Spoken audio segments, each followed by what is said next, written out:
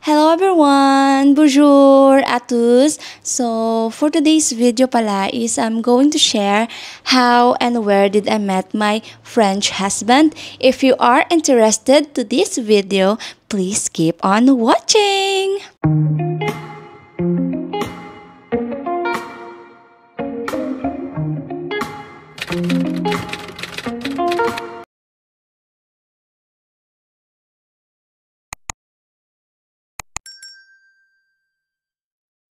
Anyways, wala pala yung husband ko dito kasi nagmi-meeting siya. At work at home lang din naman siya.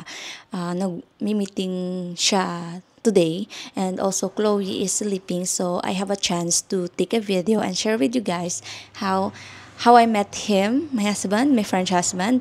And yeah, my experience being a LDR, long distance relationship. Long distance relationship is kind of hard. Is a lot of challenges, but we overcome it, and now I'm here in France and no more LDR. Stick together na talaga kami. Wala nang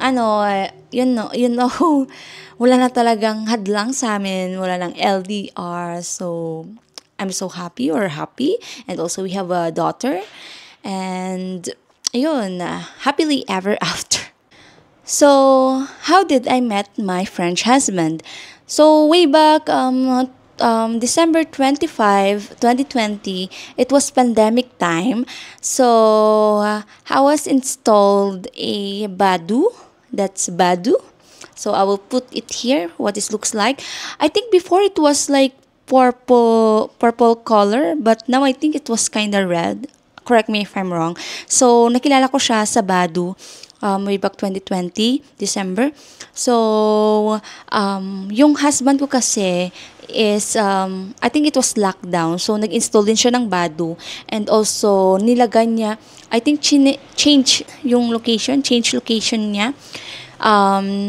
Sa different countries kasi ayaw niya din kausap ng mga French. Gusto niya foreigner, so nag-change location siya. Kaya yung I think nag-change location siya before sa Asian country, and then also nag-start din siya ng Philippines. Change niya sa location sa Philippines. Hindi ako nag-change location, siya yung nag-change location.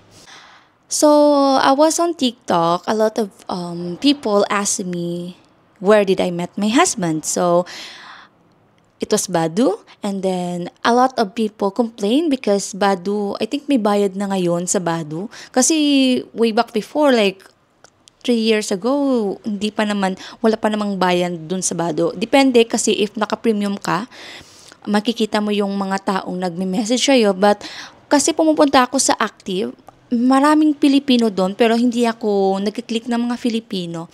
Mga foreigner yung ko talaga, target attack, char. So, yun nga, ako yung unang nag-message sa asawa ko, sabi ko, hi. I think, December 25, he was a Christmas gift to me. And 24 dito sa France, sabi niya, ako nag-message na hi, and then, nag-reply din siya, sabi niya, yung reply niya is ng early bird or not yet sleep. Of course, it was Christmas in the Philippines, and here is like still 24. Yeah, 24. Almost Christmas na din. Kaya, I think it was 6 a.m. and I think it was Christmas already because it's 6 hours ahead kasi yung Philippines. So, I think it was 12 midnight here, and then 6 or 7 a.m. in the Philippine time. So, yun nga. Sabi niya, early bird or not yet sleep. So, I said like, yeah, early bird. So, yun nga, nagtuloy-tuloy yung pag-uusap namin. And then, I think December, January, February, and 2 months na, getting to know each other. Actually, wala talaga siyang plan. Never siyang nagka-girlfriend. No girlfriend since birth talaga yung husband ko. Seriously, kahit ako, na-shock din ako kasi sobrang handsome ng asawa ko. Kasi dito kasi sa France is busy talaga sila sa work lang talaga. And also, hindi talaga sa kanila, hindi uso yung yung early na girlfriend, boyfriend. Kasi focus talaga sila sa school, work, ganon. So, yun. And, I was so lucky because yung husband ko, kahit hindi ko siya naging unang boyfriend, kasi I was in the past relationship to like, two Americans, um, boyfriend, and it's not work. So it's kinda, always pray to God na maybe we are not meant to be sa mga Americans. So yun nga, European talaga yung binigay ni God sa akin. So yun nga, 2 months kami nag-talking stage, getting to know each other. So sino nga ba yung unang nagka-interest sa amin? Siyempre, Filipina. Filipina. So ako yung unang nag-interesado sa kanya. Nag-interest sa kanya. And then after that, sobrang gaan niyang kausap, sobrang open-minded siya, sobrang, lang parang nag-share ka without judgment. He's not like sharing with a stranger without judge to you, like my past and his past, our experience, and yeah, like casual lang yung pag-uusap namin, like being friends, and then until yun nga nang sabi ko sa kanya, nagkakagusto na ako sa kanya. And then after that, yun nga sabi niya, meron siyang may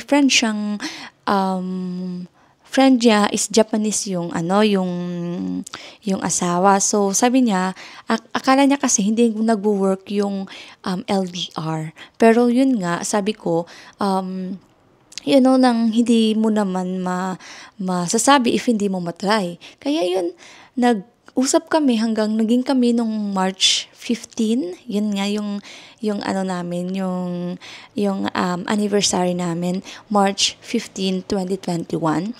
And then until nag-book siya ng ticket, it was October siya, October 2021, sana siya yung first meet namin. Kaso nga lang, close yung border, yung mga flights, kasi nga sa pandemic, sa COVID. Yun nga, so, and also yung grandma ko namatay din, wrong timing din that time. So, yun nga, nag-move yung yung plan namin. So LDR pa rin hanggang it was February 2022, nag-open na yung borders ng Philippines. And then there's a lot of foreigner going in the Philippines to meet their Filipina girlfriends, and then kami kasi hindi pa siya nag-book ng flight. So it was June 2022 yung pag-book ng flight niya. So, yun yung first meet namin. And it was really good. We're happy na overcome namin yung almost 1 year din na LDR. And then yun nga, yung sad part na being LDR pagkatapos ng meet is back to LDR na naman. Kasi 3 weeks lang siya nagstay sa Philippines. That's our first meet. So, our second meet, it was June, July, August, September. It was September or October. Kasi bumalik siya after 3 months. That's our second meet. I was nervous kasi, may nakikita kasi ako sa TikTok na after their first meet, hindi na nagko-contact yung foreigner sa kanila. So I was so nervous, and also my siblings kasi is gino-joke ako na baka pagkatapos niyan hindi ka na ko-kontakin niyan, ganun. So but I know him that he was not like that. I know I'm so very positive to him na I know na he's a good guy and he will not do that to me. So, I trust him also. And then after that, continue yung communication namin being LDR, long distance relationship, hanggang nag-meet kami ulit. And then, every after 3 months siya bumabalik. And then, it was March, I think, ikaapat niya nabalik is, it was March. Almost graduation na din ako ng pagka July 2023. Nabuntis ako kay Chloe and hindi naman siya sa plano kasi ito guys, bakit nga ba nabuntis ako? Kasi trinik ko siya. Gusto ko pa panigurado na, nang hindi kami baog. Anong baog sa Tagalog? Hindi kami, we're both, like, we can able to have a baby. So, trinay ko. Kaya yun, nabuntis ako kay Chloe. And, well, we never regret. We're very happy. We're blessed that Chloe came to us. And we're happy. And then after that, we planned to get married since, yun nga, pagkatapos ng graduation ko, I was pregnant. April, May, June, July. I was 4 months pregnant to Chloe that, like, it was bad. It was bad because, like, as a mom, first time mom, being pregnant, na LDR kami, suka ka ng suka. Alam mo, yung mga nanay lang yung itindi nila. Sobrang sama talaga ng pakiramdam ko, guys. As in talaga. Yung hindi mo alam, emotional ka. Kasi, apartment kasi ako. And, umuwi talaga ako ng bahay sa parents ko. Kasi hindi ko talaga kaya yung emotional ko. Sobrang iyak ako. Bigla akong naiiyak. Na parang, sobrang sakit ng heart ko. Kaya umuwi ako ng bahay namin. Doon nga ako doon ako nagstay sa mama ko, sa parents ko. Kasi yun nga, hindi ko kaya mag-isa. And also, LDR din kami ng asawa ko. Yun, nag-decide ako na umuwi lang muna ng bahay. And then after that, after my graduation, nagplan na kami ng kasal. And yun nga, nag-preparation na kami. It was last year. And then yun, we got married September 15, 2023. It was last year. So, yun, I was still pregnant to Chloe. Chloe's really, talaga, she's strong kasi marami akong ginawang sa school, nag-i-intern pa ako. I was so pregnant and I'm so very lucky to my teacher na in the public school, because if you are a teacher, you have to be you will encounter the internship and field study 1 and 2 and a lot of things to do because you are graduating students. And I overcome it. Even I was so pregnant, I was so sick. And, my teacher understand me, my situation. Lagi akong absent sa school, sa internshipan ko, marami akong absent. But she understand my situation since she's a mom too, of 2. So, I'm so very lucky to my intern teacher, my cooperative teacher, that she's very kind to me. After my graduation nga, plan na kami ng kasal. And then, yun, marami pa rin, kasi since I'm getting married to a foreigner, so iba yung process ng papers. So, we have to send something, SICAM to the French embassy so that we can get a capacity of marriage. That's the one of the requirements of getting married here in the Philippines to a French national or foreign national. So yun nga, lumipad din talaga kami sa Manila to process papers. So yun nga, after kong manganak, pinasis na din namin yung mga papers ko. At yung asawa ko lang talaga lahat nag-process. So we spent Christmas and New Year doon sa Philippines. Kasama ko yung husband ko and our baby, our firstborn. So sobrang saya ko, guys, kasi doon kami Christmas and New Year. Kasama ko yung first Christmas and New Year ko dun. Kasama ko yung anak ko at yung asawa ko. And And, I'm so very lucky, I'm so very happy na biniyayaan kami ng anak, biniyayaan ako ng very kind, supportive, loving husband na, hindi ko talaga inakala kasi, when I was in elementary, I was taught that no one loves me because of my physical appearance. But then I was wrong. I was pray to God every night that hopefully I found, like, habang tumatanda ka, nag-iiba talaga yung mindset mo, yung kung, kung sino bang makakasama mo habang buhay, if meron ba, if wala. And I was very happy and blessed to have this family and nang pinaghinaan ka na ng loob na ganun nga, baka wala, pero iba talaga yung basta inalay mo na talaga yung life mo kay Lord. Sabi ko talaga sa kay Lord na ikaw nang bahala, ikaw na mag-lead sa life ko, ikaw na yung mag-plan sa life ko, at ito nga yung binigay niya sa akin.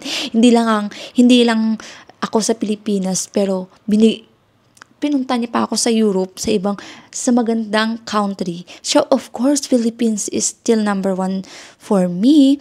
And, pero iba yung plan ni God sa akin. And yun nga, kinasal kami. And then, we have a baby.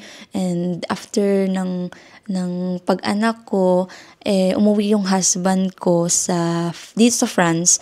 And then, after that, bumalik siya January kasi siya, January 2024 siya umuwi, and then bumalik din siya, and then we process Chloe's paper for her French passport. No, ako pala yung yung nag-process ng French passport ni Chloe. So, 2 months siya noon 2 months baby siya. Lumipad kami papuntang Manila. Kasama ko yung kapatid ko kasi hindi ko kaya na mag-isa since 2 months pa lang si Chloe and marami akong bit-bit. So, sinama ko yung kapatid ko, nag-process kami ng French passport niya. Pero kasi nakapag-process na din ako ng Philippine passport niya before her French passport. And then, pagkatapos nun, we wait only 4 weeks na in-email na kami ng French Embassy na ready to pick up na yung French passport ni Chloe. Sobrang bilis, sobrang smooth, walang problema kasi lahat kasi before umuwi yung husband ko, pinasis na talaga yung mga papers, yung French birth certificate ni Chloe dun sa French Embassy. And then, after that, umuwi siya dito and then, pre-process din namin yung transcription namin and family book namin, and then we wait 3 months, exact 3 months, and we got our transcription and family book, and then we applied a spouse visa, and after 3 days of waiting and visa approved. Sobrang bilis, sobrang smooth, sobrang walang call, walang email. In-email na ako na ready to pick up na yung passport ko with visa. And then after that, kasi yung CFO ko naman is, I have a CFO last year. Kumuha kasi ako ng CFO last year kasi nga we plan to travel Thailand, but it was canceled because I was pregnant. And then I know that hindi ko naman may enjoy yung Thailand pag lagi ako nagsusuka, lagi nagsasakit ng ulo ko. Ayun. So, in-email ko yung counselor ko if I need to get a CFO, since I have a CFO and same partner pa rin. Kasi pag same partner pa rin is no need to get CFO na. But if you have a different partner, you need to get new CFO. So, since I have a since I have same boyfriend, same fiancé, is no need to appointment na ako, and then I go to CFO office sa Manila, and then yun nakuha ko kagad yung original CFO ko and then sticker. So yun, hindi na ako umantay ng original sticker ko, original CFO ko kasi marami ako nababasa dun sa CFO page na ilang years na daw inintay nila yung original, wala pa rin. So I was so lucky na pagka ilang oras, 1 hour lang talaga yung nagstay ako sa CFO, the process. And then, after that, nakuha ko talaga kaagad yung sticker and CFO ko, original CFO ko. And yun nga, nandito na ako sa France after ng April. We arrived here April last week. And then, we are now 3 months here in France na with our baby. With our 8 months baby. So, yun lang yung naging love story namin. And also, our baby. And I know if you watch this na single ka, this is your sign na mag-install na rin ng application. Kasi marami din akong mga application na in-install. And ilang years din ako nag-standby doon. But I know na matagal siya. Depende kasi meron ding iba na mabilis lang. Yung iba is matagal. Kasi ako medyo hindi naman matagal pero nagstay din ako ng ilang years dun sa mga application, sa dating application kasi desperada nga ako na magpartner ng ibang lahi. And I was praying for that. And now yun nga, na swertehan ako and blessed. Sobrang blessed talaga, hindi swerte. I was blessed. Hindi ako swerte, I was blessed. Na to have a French husband. So, yun lang yung experience ko, guys. And hopefully na makahanap din kayo ng taong magmamahal sa inyo ng totoo. Kasi ako nga, napaghinaan din ako ng loob before, but no, I was wrong. Iba talaga pag ang si God yung mag-lead ng life mo kasi hindi kanya bibiguin. So pray and yun nga, desperada tayo mga madam. So this is your sign to install a dating application and have fun lang. And yun lang guys, my experience and my life experience. So yun nga guys, so hopefully you like this video and hopefully makahanap din kayo ng true love. So yun na guys, see you to our next vlog. Bye bye.